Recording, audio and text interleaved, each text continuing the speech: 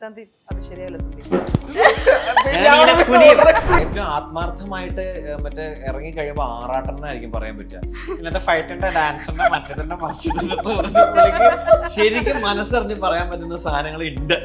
ഒരു സിനിമ ചെയ്തത് കൊണ്ട് ഏറ്റവും കൂടുതൽ, ഞാൻ തമാശക്ക് പറയുന്നതാണ്, ഒരു സിനിമ ചെയ്തുകൊണ്ട് ഏറ്റവും കൂടുതൽ ശത്രുക്കൾ ഉണ്ടാക്കിയ ഒരു നടൻ എന്ന് പറയുന്നത് കലേഷ് കാരണം എന്റെ കൂടെ അഭിനയിക്കാൻ വരുന്ന എല്ലാ ആക്ടേഴ്സും, മെയിൽ ആക്ടേഴ്സിനും എന്നോട് ദേഷ്യമാണ്. ശ്യാമില്ലേ നമ്മുടെ ജേക്ക്, അവനായിട്ട് പിന്നെ അവൻ തിരക്കായതുകൊണ്ട് നന്നായി എവിടെയെങ്കിലും പോയി തിരക്കിൽ പോയി.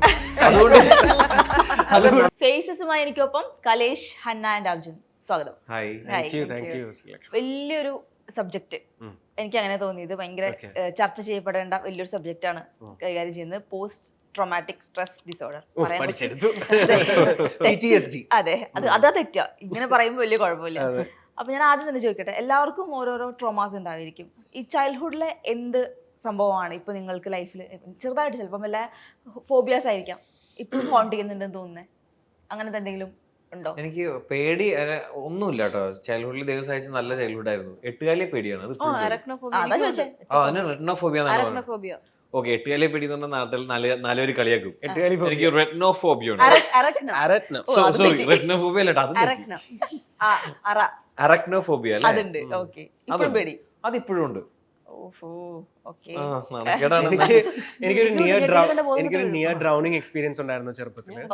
അപ്പോ ഒരു നിയർ ഡ്രൗണിങ്, മുങ്ങിപ്പോകുന്ന പോലത്തെ ഒരു എക്സ്പീരിയൻസ് ഉണ്ടായിരുന്നു ചെറുപ്പത്തില്. അപ്പം അത് കാരണം എനിക്ക് കുറച്ച് ഫിയർ ഓഫ് ഡ്രൗണിങ് അല്ലെങ്കിൽ ഫിയർ ഓഫ് വാട്ടർ ഉണ്ടായിരുന്നു. തല മുങ്ങിപ്പോകുന്ന ഫോബിയയില് PhD എടുത്തിട്ടുള്ള അല്ല. അപ്പം അങ്ങനെ മുങ്ങിപ്പോകുന്ന പോലത്തെ അങ്ങനത്തെ പേടിയും അങ്ങനത്തെ ഈ എന്താ പറയണ്ടേ, ഈ സുനാമി ഒക്കെ വരുന്ന പോലത്തെ സ്വപ്നങ്ങളൊക്കെ ഞാൻ കാണുമായിരുന്നു. അപ്പൊ അതുകൊണ്ട് ഞാൻ ഈ ഇടയ്ക്കാണ് നമ്മൾ ഈ ഹോട്ടൽസിലൊക്കെ താമസിക്കുമ്പോൾ സ്വിമ്മിംഗ് പൂൾ കാണുമ്പോൾ ഞാൻ എപ്പോഴും വിചാരിക്കും എനിക്കൊന്ന് സ്വിമ്മിംഗ് പഠിച്ചാൽ കൊള്ളാം. അങ്ങനെ ഞാൻ സെൽഫ് ടോട്ട് ചെയ്തു, so that I can get rid of that ഈ ഫോബിയ. ഇപ്പൊ കുഴപ്പമില്ല, ബിക്കോസ് ഐ ക്യാൻ സ്വിം. ഞാനൊരു പ്രാവശ്യം മുങ്ങിയിട്ടുള്ളത്, പക്ഷെ ഇപ്പോഴും വെള്ളം കണ്ടാൽ ഞാൻ ചാടും. നീന്തൽ അറിയില്ല. നീന്തൽ അറിയില്ല എന്നിട്ടും ചാടും. പ്രത്യേക ശ്രീലക്ഷ്മിയുടെ ഒരു പേടി എന്തായിരുന്നു? പ്രേതം ആൻഡ് ഇരുട്ട്. പ്രേതം ആൻഡ് ഇരുട്ട്. രാവിലെ പ്രേതം വന്ന ഹൈ പറഞ്ഞു പൊക്കോളും, എനിക്ക് തീരില്ല. രാത്രി വന്ന സീനാ. അതെന്ത് ഫോബിയ എന്നറിയോ? Something with N. രണ്ടും കൂടെ വരുന്നതാണോ സിംഗിൾ ആണോ? എന്തുവാ? ഗോസ്റ്റ് മാത്രല്ല, ഇരുട്ട്. അതുണ്ട്. അല്ല, നൈറ്റ് അല്ല, സംതിങ് വിത്ത് ദാറ്റ്. എനിക്ക് ഓർമ്മയില്ല. ഗോസ്റ്റോഫോബിയ ആണോ? അല്ല, ഗോസ്റ്റോഫോബിയ അല്ല, സംതിങ്. അതൊക്കെ കോംപ്ലിക്കേറ്റഡ്. എനിക്കുള്ള ഫോബിയ മാത്രമേ ഞാൻ ഓർത്തിട്ടുള്ളൂ. ഈ രണ്ട് ഫോബിയും കൂടാതെ വേറെ ഞാൻ തന്നെ കണ്ടുപിടിച്ച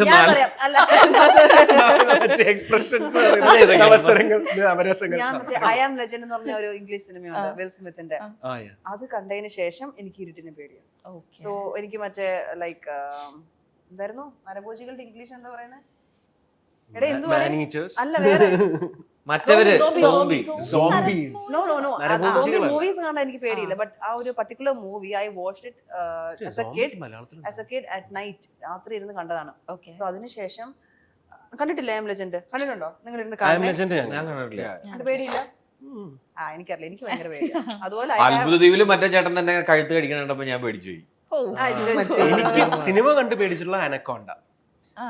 വളരെ ചെറുപ്പത്തിൽ പോയി തിയേറ്ററിൽ പോയി അച്ഛന്റെ കൂടെ സിനിമ കണ്ട് ഞാൻ പിന്നെ സ്വപ്നം കണ്ട് 2 ദിവസം പനിയൊക്കെ ഈ പാമ്പ് എന്നെ വിഴുങ്ങുന്ന പോലെയൊക്കെ. അനക്കോണ്ട ചെറുപ്പത്തിൽ കണ്ടില്ല, ആർക്കും പേടി വരില്ല. ഞാൻ ആകാശം കണ്ട് പേടിച്ചിട്ടുണ്ട് പണ്ട്. എന്റെ ചെറുപ്പത്തിൽ ഈ പോസ്റ്റ് ട്രോമാറ്റിക് സ്ട്രെസ് ഡിസോർഡർ ചെറുപ്പത്തിലെ ട്രോമ അല്ല. അതൊന്ന് ഇത് എപ്പോ വേണമെങ്കിലും സംഭവിക്കാം. ഏതെങ്കിലും ഒരു ആക്സിഡന്റ് അല്ലെങ്കിൽ ട്രോമാറ്റിക് ആയിട്ടുള്ള ഇൻസിഡന്റിന് ശേഷം ഉണ്ടാവുന്ന ഒരു സിൻഡ്രോം അല്ലെങ്കിൽ ഡിസോർഡർ ആണ്. പക്ഷെ അത് പലതരത്തിലുണ്ട്. നിത്യ എന്ന് പറയുന്ന ഈ ക്യാരക്ടറിന് അതൊരു ഫേഷ്യൽ റെക്കഗ്നിഷനിൽ ഉള്ള പ്രശ്നമാണ്. ഞാനും ഹന്നയും കൂടെ നേരത്തെ സംസാരിക്കുമായിരുന്നു. കാരണം ഇങ്ങനത്തെ ഒരു സംഭവം നമ്മൾ കേട്ടിട്ടില്ല. അതായത് ഇപ്പം കലേഷും പറഞ്ഞു, ലൈക്ക് കാണുന്നിടത്തെല്ലാം നിന്റെ മുഖമാണെന്ന് നമുക്ക് റൊമാൻറ്റിക് ആയിട്ട് പറയാൻ പറ്റും. പക്ഷെ അതൊരു അവസ്ഥയാണ്. നമ്മള് സ്വന്തം അച്ഛനെ കാണുമ്പോൾ പോലും കാമുകനെയാണ് കാണുന്നതെങ്കിൽ ഒരു അവസ്ഥയല്ലേ? അതെ.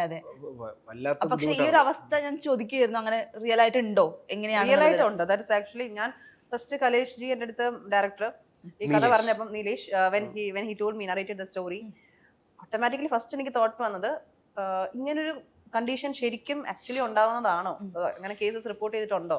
ബിക്കോസ് അങ്ങനെ ചെയ്യുമ്പോൾ ആൾക്കാർ ക്വസ്റ്റ്യൻ ചെയ്യരുത്, അത് ഒരു ഫിക്ഷണൽ എലമെന്റ് ആണോ എന്ന് തോന്നിക്കാൻ പാടില്ലല്ലോ. സോ ഫസ്റ്റ് തിങ് ആയിട്ട് ഇറ്റ് വാസ് ഞാൻ റിസർച്ച് ചെയ്തു. ആൻഡ് ഡെഫിനറ്റ്ലി ഇറ്റ് എക്സിസ്റ്റ് ചെയ്യുന്നുണ്ട്. പല US-ലാണെങ്കിലും ഐ തിങ്ക് ജപ്പാനിലാണെങ്കിലും ഒക്കെ റിപ്പോർട്ട് ചെയ്തതാണ് ഈ ഇങ്ങനത്തെ ടൈപ്പ് ഈ ഒരു പോസ്റ്റ് സിൻഡ്രോം. വേർ കലേഷ പറഞ്ഞ പോലെ പല രീതിയിൽ ട്രോമ എഫക്ട് ചെയ്യാം. Post traumatic stress disorder PTSD can be seen in different ways, but my condition, നിത്യയുടെ കണ്ടീഷൻ is ഫേസ് റിക്കഗ്നിഷന്റെ പ്രോബ്ലം. സോ അത് എക്സിസ്റ്റ് ചെയ്യുന്നതാണ്, പല കേസസും റിപ്പോർട്ട് ചെയ്തിട്ടുണ്ട്. So that was convincing for me to take up the character. മാത്രമല്ല അതിപ്പോ ആ ക്യാരക്ടർ ചെയ്യുമ്പോഴത്തേക്കും നമ്മള് ആഫ്റ്റർ എ പോയിന്റ് ഈ സിനിമയുടെ മേജർ പോർഷൻ നിത്യയുടെ പോയിന്റ് ഓഫ് വ്യൂവിലാണ്, മനസ്സിലായില്ലേ? അപ്പൊ നിത്യയുടെ POV-യിൽ ഒരു പുരുഷനെ കാണുമ്പോഴാണ് എന്നെ കാണുന്നത്. അല്ലാത്ത സമയത്ത് ആ പുരുഷൻ തന്നെയായിരിക്കും. ഇപ്പൊ സന്ദീപിന്റെ ക്യാരക്ടർ, അതായത് അർജുൻ ചെയ്യുന്ന സന്ദീപ് എന്ന ക്യാരക്ടർ പോലും നിത്യ നോക്കുമ്പോഴാണ് മൈക്കിളായി കാണുന്നത്, മനസ്സിലായി? അപ്പോ നമ്മളാണ് തീരുമാനിക്കേണ്ടത് നിത്യ എവിടെ അയാളെ നോക്കി സംസാരിക്കണം, എവിടെ താഴെ നോക്കി സംസാരിക്കണം. അല്ലെങ്കിൽ നമുക്ക് തന്നെ തോന്നുമല്ലോ, റിയൽ ലൈഫിൽ നമ്മൾ അങ്ങനെ ഒരു അവസ്ഥയിലൂടെ കടന്നു പോവുകയാണെങ്കിൽ നമ്മൾ പിന്നെ ആൾക്കാരുടെ മുഖത്തേക്ക് നോക്കാതെ ആവും. കാരണം നോക്കിക്കഴിഞ്ഞാൽ നമുക്ക് നമ്മളെ ഭീതിപ്പെടുത്തുന്ന അല്ലെങ്കിൽ നമ്മളെ സങ്കടപ്പെടുത്തുന്ന എന്തെങ്കിലും ഓർമ്മ നമുക്ക് വരുമോ, അല്ലെങ്കിൽ അവനെ മിസ് ചെയ്യുന്ന ഓർമ്മകൾ നമുക്ക് വരുമോ എന്നൊക്കെ പറഞ്ഞിട്ട് നമ്മൾ ആൾക്കാരുടെ മുഖത്ത് നോക്കാതെ തന്നെ സംസാരിക്കാൻ തുടങ്ങും. അപ്പൊ അങ്ങനത്തെ കുറെ എന്താ പറയണ്ടേ ലേയേഴ്സിലൂടെ ഈ കഥാപാത്രം കടന്നു പോകുമ്പോൾ അതെല്ലാം പെർഫോം ചെയ്യേണ്ടി വരും. അപ്പം ഈ നിത്യ അതുകൊണ്ട് ഇപ്പം കലേഷ് പറഞ്ഞ പോലെ she doesn't like to look at people. കാര്യം ഇപ്പൊ നോക്കുമ്പോഴും ഈവൻ സ്വന്തം അച്ഛനെ വരെ ഞാൻ മൈക്കിളിന്റെ മുഖമാണ് കാണുന്നത്. സോ അത് എനിക്കൊരു ഭയങ്കര ഡിസ്കംഫോർട്ടാണ് ആ നിത്യക്ക്. അതുകൊണ്ട് തന്നെ പലപ്പോഴും ഞാൻ സന്ദീപിനെ നോക്കാറില്ല. സന്ദീപിനെ നോക്കാണ്ട് ഞാൻ ഇടയ്ക്കിടയ്ക്ക് ഇങ്ങനെ പറയുന്നൊരു കേസാണ് കേട്ടോ. ഒരു സിനിമ ചെയ്തത് കൊണ്ട് ഏറ്റവും കൂടുതൽ, തമാശക്ക് പറയണാണ്, ഒരു സിനിമ ചെയ്തുകൊണ്ട് ഏറ്റവും കൂടുതൽ ശത്രുക്കൾ ഉണ്ടാക്കിയ ഒരു നടൻ എന്ന് പറയുന്നത് കലേഷ് ചേട്ടനായിരിക്കും. എന്റെ കൂടെ അഭിനയിക്കാൻ വരുന്ന എല്ലാ ആക്ടേഴ്സും, മെയിൽ ആക്ടേഴ്സിനും എന്നോട് ദേഷ്യ, ഞാൻ അഭിനയിച്ചു വെച്ചിട്ട് പോകും, എന്നിട്ട് ഇവനെ വിവം വന്നിട്ട് അത് തന്നെ അഭിനയിക്കും. ഇവള് ഒന്ന് ആ ക്യാരക്ടറെ നോക്കിയ പിന്നെ മറ്റേ പുള്ളി തീർന്നു, ഞാനൊക്കെ ഔട്ട്. പിന്നെ ആശാന്റെ അഭിനയാണ് ഇവിടെ. അല്ല, ആദ്യത്തെ ദിവസം ഇവൻ ആത്മാർത്ഥമായിട്ട് അഭിനയിച്ചു ഒരു സീന്. അത് കഴിഞ്ഞ് മോണിറ്ററിൽ വന്ന് നോക്കുമ്പോ ഞാൻ അതേ കോസ്റ്റ്യൂം ഇട്ടിട്ട് അതേ സാധനം ചെയ്തു. അപ്പൊ പറഞ്ഞു, ചേട്ടാ നെക്സ്റ്റ് ഡേ മുതൽ ഇവന് ഉഷാറായി. അതായത് ഇവൻ പറഞ്ഞു, ചേട്ടാ ഈ ഒരു ഡയലോഗ് വരെ ഞാൻ തന്നെ ആയിരിക്കുമല്ലോ അല്ലേ, അത് കഴിഞ്ഞിട്ടായിരിക്കുമല്ലോ ചേട്ടാ വരുന്നത്. അങ്ങനെ പിന്നെ ഞാൻ ഇതിനു വേണ്ടിട്ട് നീലേശേട്ടാ ആ ലൈൻ വളരെ നല്ലതാണ്, അതൊരു ഇമോഷണൽ ലൈനാണ്, ഇത് അവന് കൊടുക്കാം, ഇത് കഴിഞ്ഞിട്ട് നിത്യ നോക്കട്ടെ. അങ്ങനെ ഞങ്ങൾ പ്ലാൻ ചെയ്യാൻ തുടങ്ങി. പിന്നെ വേറൊരു സാധനം എങ്ങനെയാണെന്നറിയോ, ഇപ്പൊ ഇങ്ങനെ ഇരിക്കാൻ നിൽക്കുക. അപ്പൊ എന്റെ അടുത്ത് സന്ദീപ്, നീ ഇവളിങ്ങനെ നോക്കി സംസാരിക്കണം, സന്ദീപ് അത് ശരിയാവില്ല സന്ദീപ് എന്ന് പറഞ്ഞിട്ട് നീ എന്നെ നോക്കി പെട്ടെന്ന്. സന്ദീപ് അത് ശരിയാവില്ല സന്ദീപ്. അവൾ എന്നെ നോക്കി അപ്പ ഞാൻ കുനിയും, അവൾ എന്നെ നോക്കി പെട്ട പിന്നെ അങ്ങേര് വരും. ആ ഷോട്ട് കട്ട് ചെയ്യാതെ ഇവൻ മാറിയിട്ട് ഞാൻ അവിടെ പോയിരിക്കണം. അപ്പൊ ഇങ്ങനെയും കുറെ ലോജിസ്റ്റിക്കൽ ഇഷ്യൂ. അയ്യോ അല്ല ഞാൻ പറഞ്ഞതാ. ഇപ്പം അർജുൻ പറഞ്ഞ പോലെ പാവം കഷ്ടപ്പെട്ട് ഡയലോഗ് ഒക്കെ പറഞ്ഞു. മാത്രമല്ല കേട്ടോ, പോലീസ് ഓഫീസർ ക്യാരക്ടർ, പിന്നെ വേറെ അച്ഛന്റെ ക്യാരക്ടർ. ഞാൻ ട്രെയിലർ കണ്ടു. ട്രെയിലർ കണ്ടപ്പം വന്നുകൊണ്ടേ ഇരിക്കുക. എന്നിട്ട് ഞാൻ ആലോചിച്ചു, ഈ മനുഷ്യന് എത്ര ക്യാരക്ടേഴ്സ് ഇതിനകത്ത് ചെയ്തിരിക്കുന്നത്. കാരണം ബാക്കി ആക്ടേഴ്സിനേക്കാളും കൂടുതൽ ഇദ്ദേഹത്തിനായിരുന്നല്ലോ അതിനകത്ത് എല്ലാ ക്യാരക്ടറിലൂടെ പറയുമ്പോ നമുക്ക് ഇപ്പൊ ഈ പല ക്യാരക്ടേഴ്സ് ചെയ്യുന്നു എന്ന് പറയുമ്പോൾ പല സിനിമകളിലും നമ്മൾ ഫുൾ ലുക്ക് ഒക്കെ ചേഞ്ച് ചെയ്ത് പ്രോസ്തറ്റിക് മേക്കപ്പ് ഒക്കെ ഇട്ട് അങ്ങനെയൊക്കെ ആയിരിക്കും ക്യാരക്ടേഴ്സ് മാറ്റി മാറ്റി പിടിക്കുക. ഇതിൽ അതിനുള്ള സ്കോപ്പും ഇല്ല. കാരണം മുഖം സെയിം ആയിരിക്കണം, മുഖം മൈക്കിളിന്റെ മുഖമായിരിക്കണം. അപ്പൊ അത് എങ്ങനെ ചെയ്യും? അതാണല്ലോ ചാലഞ്ച്. ഭീകര എക്സ്പീരിയൻസ് ആയിരുന്നു നമുക്ക് എല്ലാവർക്കും. നമുക്ക് എന്നെക്കാളൊക്കെ വളരെ അധികമായിട്ടുള്ള എക്സ്പീരിയൻസ് ഇവർക്ക് രണ്ടുപേർക്കുമാണ്. കാരണം ആൾക്കെന്ന് പറഞ്ഞാൽ ഒറ്റ സാധനമല്ല, ഒരേ ഒരു പരിപാടി പിടിച്ചാൽ മതി. കലേഷേട്ടൻ എന്ന് പറഞ്ഞു കഴിഞ്ഞാൽ ഒരേ ഒരു പരിപാടി എന്ന് പറഞ്ഞാൽ അങ്ങനെ കുറച്ച് പറയണല്ല, അവളുടെ വട്ടാണ് ഇവൾക്ക്. വട്ടല്ല അവസ്ഥ. നമുക്ക് മിണ്ടാൻ പറ്റില്ല. ശരിക്കും ഒന്ന് ആലോചിച്ച് നോക്കൂട്ടോ.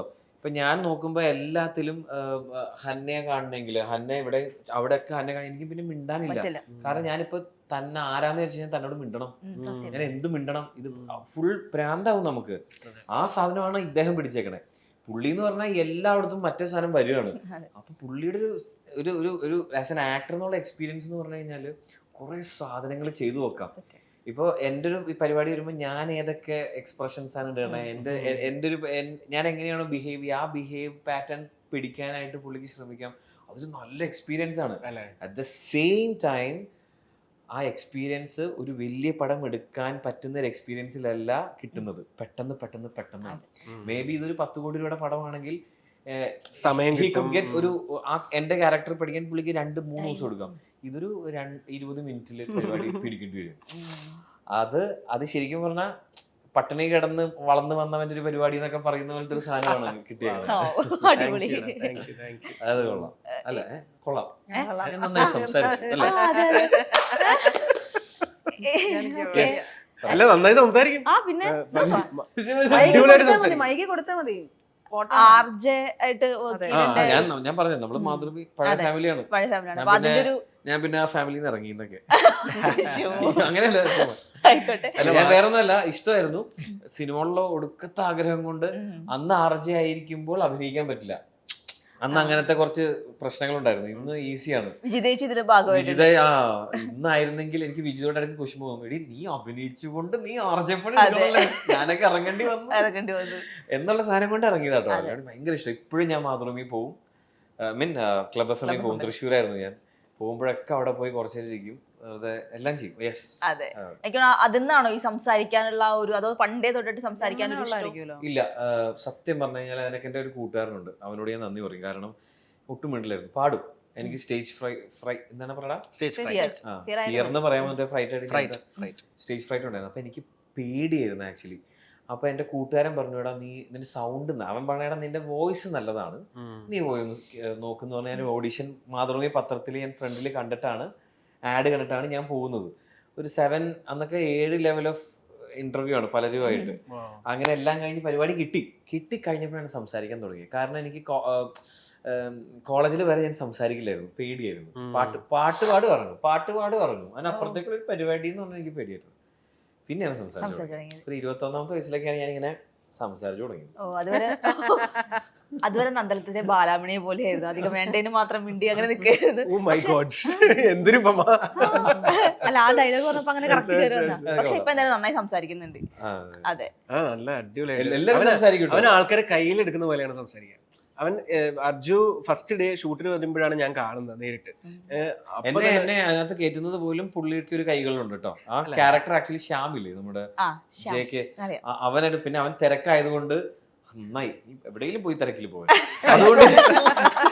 നന്നായി. അല്ല, നമ്മളൊക്കെ ഒരേ തോണിയിൽ സഞ്ചരിക്കുന്നതാണ്. ഇപ്പൊ ഞാനാണെങ്കിലും ശ്യാമാണെങ്കിലും ഒക്കെ ഞങ്ങള് സംസാരിക്കാറുണ്ട്. ഈ ഹൃദയം വന്നതിന് ശേഷം ശ്യാമിനെ മീറ്റ് ചെയ്യുമ്പോൾ ഞാൻ പറയും, ശ്യാം അന്ന് എൻ്റെ അടുത്ത് പറഞ്ഞു, ബ്രോ ഹൃദയം പോലൊരു അങ്ങനത്തെ ഒരു ക്യാരക്ടർ. ഞാൻ പറഞ്ഞു, ശ്യാമൻ ഉടനെ തന്നെ വരട്ടെ എന്ന് പറഞ്ഞ് വിത്തിൻ 2 years ആണ് പ്രേമലു വരുന്നത്. അപ്പൊ അത് പ്രേമലു വന്നതിന് ശേഷം ശ്യാമ് മറ്റേ രാജമൗലിയുടെ കൂടെയൊക്കെ സ്റ്റേജിൽ നിന്നിട്ട് സംസാരിക്കുമ്പോൾ അത് കഴിഞ്ഞ് ഞാൻ കോൾ ചെയ്ത് ഇപ്പൊ സമാനമായ ശ്യാമിനെ കിട്ടില്ല, ശ്യാം ഇപ്പൊ രാജമൗലിനായിട്ട് മീറ്റിംഗ് ആണെന്ന് പറഞ്ഞിട്ടാണ് എല്ലാവരും ഇപ്പൊ കളിയാക്കുന്നത്.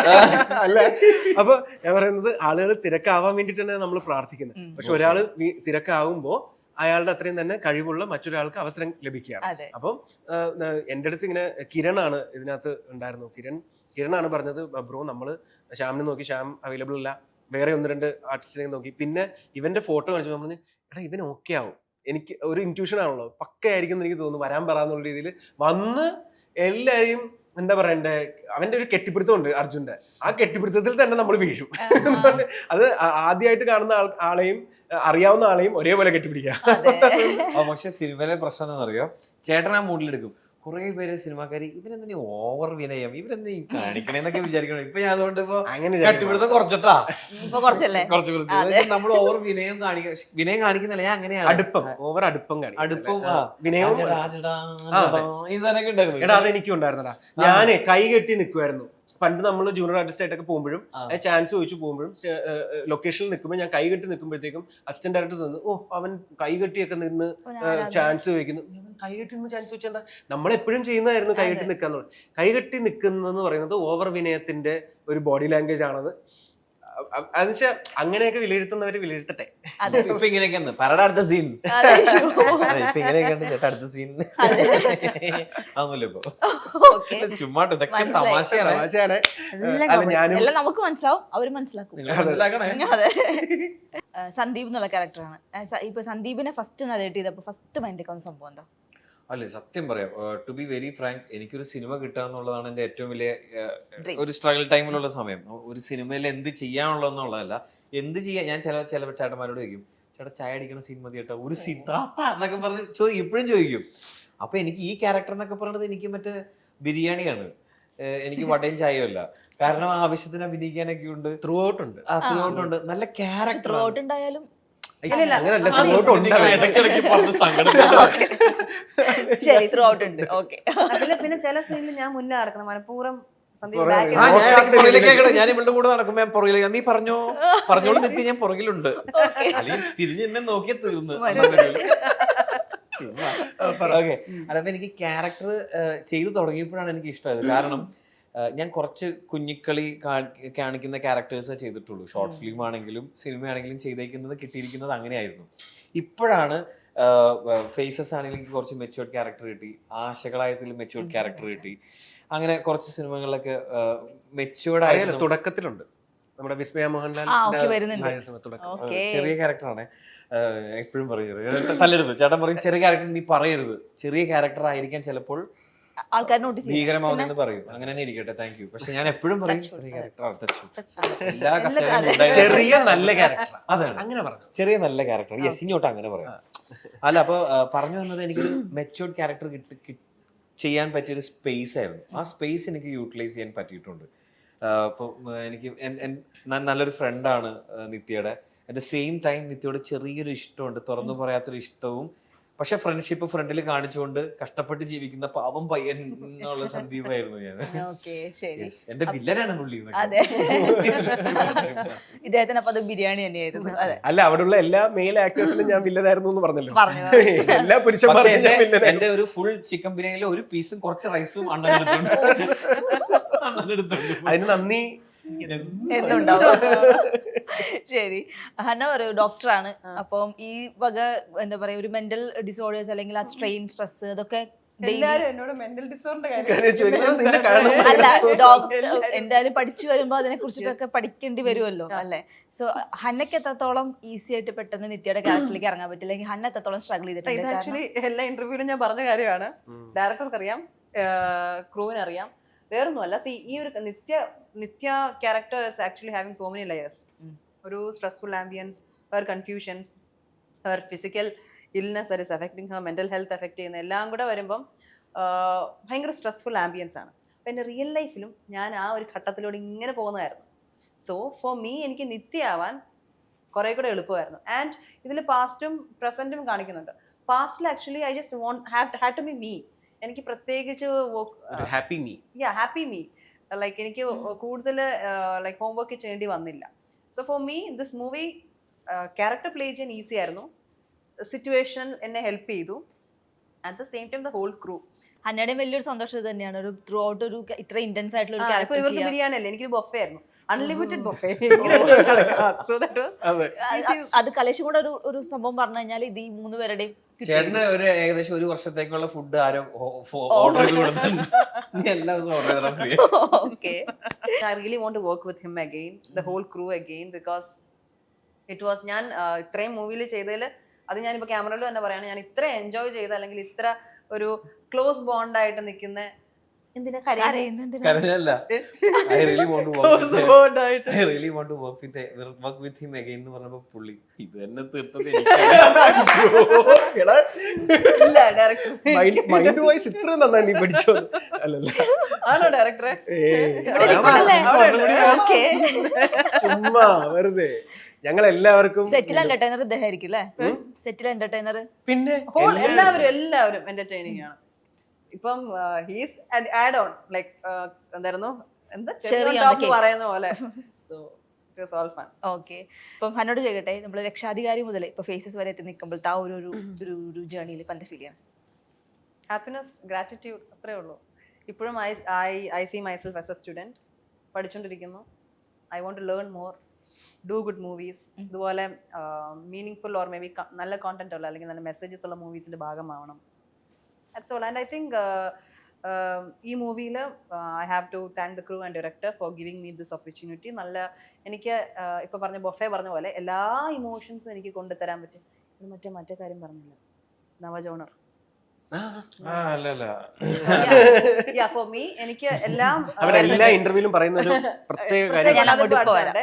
സോ എനിക്ക് ആക്ച്വലി എല്ലാ ഇമോഷൻസും പോർട്രേ ചെയ്യാൻ പറ്റിയത് കൊണ്ട് I think I have grown so much in this movie and I think audience might like it. I want them to like it and appreciate. അല്ലെങ്കിൽ guide me or critical angle, like they criticize me also, I'm willing to take it because I want to grow.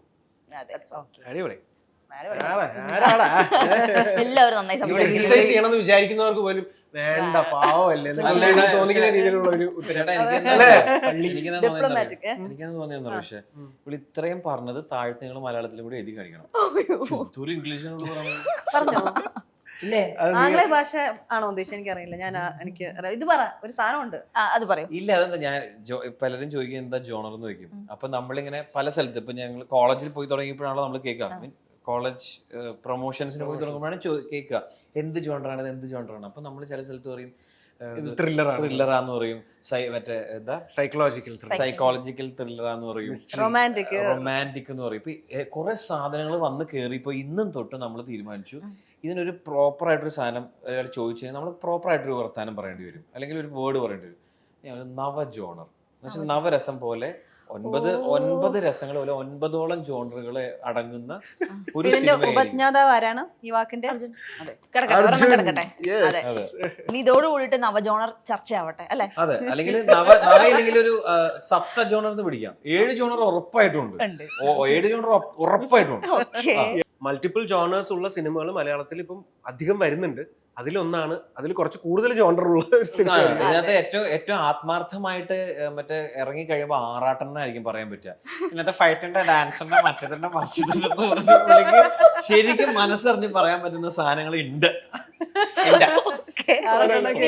സദ്യ എല്ലാം ഉണ്ട്. ഇനി പറഞ്ഞ വേറെ promotion ആവശ്യമില്ല. Okay, Arjun തന്നെ ഫാമിലിയിലെ film ഉണ്ട്, സിനിമയുണ്ട്. സിനിമയിൽ എത്തണമെന്ന് അർജുൻ ഒരുപാട് ആഗ്രഹിച്ചിട്ടുണ്ട്. ഇപ്പം സിനിമയുടെ ഭാഗമായിട്ട് ആ യാത്ര ഇങ്ങനെ മുമ്പോട്ട് കൊണ്ടിരിക്കുമ്പം ഏറ്റവും കൂടുതൽ മൈൻഡിൽ വരുന്ന ഒരു സംഭവം എന്താ? ഇല്ല, ഇനിയും എന്നല്ല, തുടങ്ങിയിട്ടുള്ളൂ. ഞാൻ എപ്പോഴും തമാശക്ക് പല കാര്യങ്ങൾ പറയുന്ന ഒന്നാണ്, ഞാൻ ഇതിങ്ങനെ കാല് ഫുൾ എടുത്ത് വെച്ചിട്ടില്ല, അതിങ്ങനെ നിൽക്കണേന്നൊക്കെ. അങ്ങനെ തന്നെ നിൽക്കണേ. എനിക്ക് ഇനി ഒന്ന് ഉറപ്പിക്കണം, പിന്നെ അടുത്ത കാലം കൂടി വെക്കണം. അതിനു വേണ്ടി പ്രപഞ്ചം കൂടെ നിൽക്കണം. കറക്റ്റ് നമുക്ക് വേണ്ട സാധനങ്ങൾ നമ്മളുടെ കൺമുന്നിലേക്ക് വരണം, അല്ലെങ്കിൽ നമുക്ക് വേണ്ട സാധനങ്ങളിലേക്ക് നമുക്ക് എത്താൻ പറ്റണം. ആ ഡോറുകൾ തുറന്നു തരണം. ഈ 2 കാര്യങ്ങൾ അങ്ങോട്ടും ഇങ്ങോട്ടും പ്രോപ്പറായിട്ട് നടന്നു കഴിഞ്ഞാൽ ഇപ്പോൾ താങ്കൾ ചോദിച്ചതിന്റെ ഉത്തരം എനിക്ക് പറയാൻ പറ്റും. അനന്യ ആ ഒരു സപ്പോർട്ടും സംഭവങ്ങളും ഞങ്ങളങ്ങനെ സിനിമയുമായി ബന്ധപ്പെട്ട് എനിക്ക് വേണ്ടി അങ്ങോട്ടും ഇങ്ങോട്ടും അങ്ങനെ സിനിമയുമായി ബന്ധപ്പെട്ട ഒരു കാര്യങ്ങളും ഇല്ല. പക്ഷെ സിനിമ ഇറങ്ങി കഴിഞ്ഞിട്ട് ക്രിറ്റിസിസമോ അല്ലെങ്കിൽ അതൊക്കെ ഉണ്ട്. അല്ലാത്ത രീതിയിലുള്ള ഒരു പരിപാടികൾ ഞങ്ങളുടെ ഇടയിൽ ടിൽ ഡേറ്റ് സംഭവിച്ചിട്ടില്ല. അപ്പോൾ എനിക്ക് വേണ്ടി ഒരു സിനിമ ചോദിക്കലോ അങ്ങനെയൊന്നും നടന്നിട്ടില്ല. പക്ഷെ എടാ, ഇത് ഇപ്പൊ കഴിഞ്ഞ ഞാൻ ഒരു റൊണാൾഡോ ചിത്രം എന്ന് പറഞ്ഞ സിനിമ അഭിനയിച്ചിരുന്നു. അത് ആമസോണിൽ വന്നു കഴിയുമ്പോൾ അനുവിനെ ചേച്ചി കണ്ടപ്പോൾ പറഞ്ഞു, നീ ഇപ്പൊ കുറച്ച് മെച്ചുവറായിട്ട് അഭിനയിക്കാൻ തുടങ്ങി എന്ന് പറഞ്ഞു. അല്ല, പുള്ളിക്കാരന്റെ വളരെ സൈലന്റ് ആയിട്ടുള്ള ഒരു സപ്പോർട്ടറാണ്. ഞാൻ അനന്യയെ എയർപോർട്ടിൽ വെച്ചിട്ടാണെന്ന് തോന്നുന്നു ചെന്നൈയിൽ മീറ്റ് ചെയ്തപ്പോഴത്തേക്കും അനന്യ പറഞ്ഞു അവരുടെ എന്താ പറയണ്ടേ ഒരു ടാക്സി ക്യാബ് വരാൻ വേണ്ടിയിട്ട് ഒരു 5 മിനിറ്റ് ടൈമാണ്. ആ 5 മിനിറ്റും അർജുൻ്റെ കാര്യമായിരുന്നു. അവൻ എങ്ങനെ ഉണ്ടായിരുന്നു സെറ്റില്, അവൻ നന്നായിട്ട് അഭിനയിച്ചോ? പറഞ്ഞ പടം ഇപ്പൊ പോസ്റ്റ് പ്രൊഡക്ഷനിലാണ്, അവൻ ഡബിങ് കഴിഞ്ഞു എന്ന് പറഞ്ഞു. അപ്പം അനിയന്റെ കാര്യത്തിൽ ഭയങ്കര ഇൻട്രസ്റ്റ് ഉള്ള സപ്പോർട്ട് ചെയ്യുന്ന ഒരു ചേച്ചി തന്നെയാണ്. പക്ഷെ മേ ബി അവര് തമ്മിൽ അത്ര സംസാരിക്കുന്നില്ലായിരിക്കും, അവനോട് അത് കാണിക്കില്ല. വെളിയിൽ അനന്തനും 100 നാവായിരിക്കും, അല്ല 1000 നാവുള്ള അനന്തനായിരിക്കും, 1000 നാവുള്ള അനന്യ. അയ്യോ, ഒരുപാട് ജോണറുകൾ, ഒരുപാട് പേരുകൾ, ഒരുപാട് കാര്യങ്ങൾ. അല്ല, അപ്പൊ അങ്ങനെയാണ്. അപ്പൊ അത് കേൾക്കുമ്പോ സന്തോഷം. ചേച്ചി പണ്ട് നമുക്ക് വീട്ടിലുള്ള ആൾക്കാർക്ക് വില കൊടുക്കില്ല എന്ന് പറയുന്ന പോലെ പുള്ളിക്കാരി അന്ന് കുറച്ചിനൊക്കെ അഭിനയിക്കണു. പിന്നെ സിനിമകൾ സീരിയസ് ആയിട്ട് നമ്മൾ വാച്ച് ചെയ്യാൻ തുടങ്ങിയപ്പോ പുള്ളിക്കാരി അഭിനയിക്കുന്നതിൽ രസമുണ്ട് കേട്ടോ, കഴമ്പുണ്ട്, ഉള്ളി സെമ്പ് ഉണ്ട് കേട്ടോ എന്ന് നമുക്ക് മനസ്സിലാവുന്നത്. അങ്ങനെയായിരുന്നു. അല്ല, അപ്പോഴാണ് അങ്ങനെ ഒരു ആക്ട്രസ് അല്ലെങ്കിൽ ഒരു ആക്ടറും നമ്മുടെ അടുത്ത് അങ്ങനെ പറയുമ്പോൾ അവിടെ നീ ആശകളായിട്ട് അഭിനയിച്ചു പറഞ്ഞു, നിനക്ക് തന്ന സാധനം നീ നന്നായിട്ട് ചെയ്തിട്ടുണ്ട്. അവനോ നല്ലേ, താങ്ക് യു. ചേച്ചിമാരെന്നൊക്കെ അങ്ങനെ കേൾക്കാന്ന് പറയുമ്പോ നല്ലതാണ്. അതാ പറഞ്ഞത്. നീ തിരിച്ചു പറഞ്ഞിട്ടുണ്ടോ? ഞാൻ അങ്ങനെ പറയാൻ ആളല്ലല്ലോ, അതുകൊണ്ട് ഞാൻ എപ്പോഴും പറയും ഇപ്പൊ ഓടത്താൻ നന്നായിട്ട് ചെയ്തിട്ടെന്ന് പറയും, അല്ലാണ്ട് ഇപ്പൊ ചേച്ചിയുടെ അഭിനയത്തിനെ വിലയിരുത്തേണ്ട ഒരാളല്ല ഞാൻ. ഒറ്റ ചോദ്യം കൂടെ നമ്മുടെ കലക്ഷൻ നിർത്തുകയാണ്. സെൽവ ടു ഇന്ദ്രധനുഷ്, സ്റ്റിൽ അതിന്റെ ഒരു ഹാങ് ഓവർ എൻ്റെ ഹാങ് ഓവർ എപ്പോഴും ഉണ്ടാവും. സെൽവ ഈ പറഞ്ഞ പോലെ എല്ലാവർക്കും ഇഷ്ടപ്പെട്ടൊരു കഥാപാത്രം. എല്ലാവരും ഞാനെന്നൊരു നടൻ ഉണ്ടെന്ന് അറിഞ്ഞത് തന്നെ സെൽവയിലൂടെയാണ്. അപ്പോൾ അതിനോടുള്ള ഒരു നന്ദിയും കടപ്പാടും എന്നും വിനീതേട്ടനോടും പ്രേക്ഷകരോടും ഉണ്ട്. പക്ഷേ ഈ പറഞ്ഞ പോലെ ഇന്ദ്രധനുഷ് എന്ന് പറഞ്ഞ ക്യാരക്ടർ ആ ഇമേജും എനിക്ക് മാറ്റി തന്നു. അപ്പം വിനീതേട്ടൻ ശരിക്കും he's the sole responsible for that. കാരണം സെൽവ ഇങ്ങനെ നിൽക്കുന്ന സമയത്ത് ഫുൾ പോസിറ്റീവ് ക്യാരക്ടേഴ്സ് മാത്രം എനിക്ക് കിട്ടും എന്ന് വിചാരിച്ചിരിക്കുന്ന സമയത്ത് വിനീതേട്ടൻ തന്നെ വിളിച്ചേടാ നമുക്ക് വേറൊരു പരിപാടി പിടിക്കാം. അങ്ങനെ എന്നെ വിശ്വസിച്ച് ഇന്ദ്രധനുഷ് എന്ന് പറയുന്ന ആ ഒരു സ്വിച്ച് ഓവർ ചെയ്യുന്ന, കാരണം ഒന്ന് വിനീതേട്ടൻ ആ സമയത്ത് എന്നോട് പറഞ്ഞു, എടാ നിന്നെ കാണുമ്പോൾ സെൽവയെ ഓർമ്മ വരരുത്. അപ്പൊ അതുകൊണ്ട് നമ്മൾ ലുക്ക് കംപ്ലീറ്റ്ലി മാറ്റി. കാരണം സെൽവ അങ്ങനെ ഭയങ്കര അഴുക്കായിട്ടുള്ള ഡ്രസ്സൊക്കെ ഇട്ട് ഒരു ഡാർക്ക് ഡള്ള് ചെയ്തിട്ടുള്ള, ഇത് പ്രിസ്റ്റീൻ വൈറ്റ് ആൻഡ് വൈറ്റ്, മുടിയൊക്കെ പുറകോട്ട് വിഭൂതിയൊക്കെ വെച്ച് സാത്വികൻ. എന്നാൽ അപ്പം കാണുമ്പോൾ ഇവൻ വീണ്ടും അതുപോലെ ഒരു പാവത്താൻ മ്യൂസിക് ഡയറക്ടർ ആയിരിക്കുന്നത്. പെട്ടെന്നൊരു സ്വിച്ച് ഓവർ വന്നപ്പോൾ ആ ഒരു വില്ലനിസം വന്നപ്പോഴത്തേക്കും ആ ഒരു നമുക്കൊരു വേഴ്സറ്റാലിറ്റി കാണിക്കാൻ പറ്റി. അതിന് വിനീതേട്ടനാണ് അവസരം വീണ്ടും ഒരുക്കി തന്നത്. അതും ഒരു ദൈവാധീനം. വിനീതേട്ടനോട് നന്ദി. ഈ പറഞ്ഞ പോലെ പ്രപഞ്ചത്തോട് നന്ദി. ഒരു ഹാങ് ഓവർ എന്നും ഉണ്ടാവും. മൈക്കിൾ ആയിരിക്കട്ടെ, ഫേസസ് ആവട്ടെ. അതെ. അപ്പം നമ്മൾ എന്താ പറയാ സംസാരിക്കുമ്പോൾ തന്നെ നമുക്ക് മനസ്സിലാവുന്നുണ്ട് നിങ്ങൾ എത്രത്തോളം സിനിമയില് നിങ്ങൾക്ക് എത്രത്തോളം പ്രതീക്ഷ ഉണ്ടെന്ന്. അതുപോലെ തന്നെ ഭയങ്കര പോസിറ്റിവിറ്റി സംസാരിക്കുമ്പോൾ തന്നെ 3 പേരും സംസാരിക്കുന്നുണ്ട്. എല്ലാവരും നമ്മുടെ അടുത്ത് ഇന്റർവ്യൂ എല്ലാവരും പറയുന്നുണ്ട് നമ്മുടെ പോസിറ്റിവിറ്റിയെ പറ്റി. ഈ പോസിറ്റിവിറ്റി ആ തിയേറ്ററിലെ പ്രേക്ഷകർക്കും കിട്ടിയാൽ മതി സിനിമ കാണുമ്പോൾ. അത് കിട്ടുന്നുള്ള ഒരു ഉറപ്പിലാണ് ഞങ്ങൾ ഇത്രയും പോസിറ്റീവ് ആയിട്ടിരിക്കുന്നത്. ഉടായ്പായിട്ടിരിക്കണല്ല ഞങ്ങള്. നമ്മള് ഉള്ളത് പോലെ പറയാൻ വേണ്ടിട്ട്. പക്ഷെ അത് വർക്കായി കഴിഞ്ഞാൽ സിനിമ രക്ഷപ്പെടും, എല്ലാവരും രക്ഷപ്പെടും. നല്ലൊരു സിനിമ പ്രേക്ഷകർക്ക് കിട്ടും. ആ ഒരു പ്രതീക്ഷയിൽ നമ്മൾ വെയിറ്റിംഗ് ആണ്. അതേപോലെ തന്നെ 6-ാം തീയതി കാണും, കണ്ട് അറിയിച്ചിരിക്കും. അതെ. ഇപ്പൊ ഇരിക്കുന്ന 3 പേരുടെയും ലൈഫ് ചേഞ്ചിങ് ആയി മാറുന്ന ക്യാരക്ടേഴ്സ് ആയി തീരട്ടെ. സിനിമ ഇറങ്ങി കഴിഞ്ഞാൽ അടിപൊളിയാവുമ്പോൾ മാതൃഭൂമിക്ക് കിടിലനായിട്ടൊരു ഇന്റർവ്യൂ പിന്നെയും വരാൻ തോന്നട്ടെ, വന്നിരിക്കും. അല്ല, അത് സിനിമ കണ്ടതിന് ശേഷം ചർച്ച ചെയ്യാൻ കുറെ കാര്യങ്ങൾ ഉണ്ടാവും. ഇപ്പൊ നമുക്ക് റിവീൽ ചെയ്യാൻ പറ്റാത്ത കുറെ കാര്യങ്ങൾ അന്നുണ്ടാവും. അപ്പൊ നേരത്തെ പറഞ്ഞ പോലെ ആ ഒരു ഇന്നത്തെ കാലത്തെ മാനസിക പ്രശ്നങ്ങൾ വേണ്ട രീതിയിൽ ചർച്ച ചെയ്യപ്പെടാത്ത ഈ ഒരു കാലത്ത് അത് ചർച്ച ചെയ്യപ്പെടാനുള്ള ഒരു അവസരം ഫേസസ് ഉണ്ടാക്കട്ടെ. എല്ലാ ആശംസകളും. Thank you so much. Thank you.